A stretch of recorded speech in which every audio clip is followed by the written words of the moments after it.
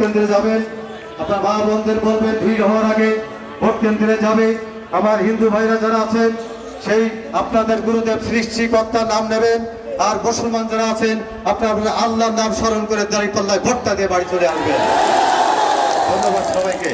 বাংলাদেশ জিন্দাবাদ, জামাত ইসলামী জিন্দাবাদ।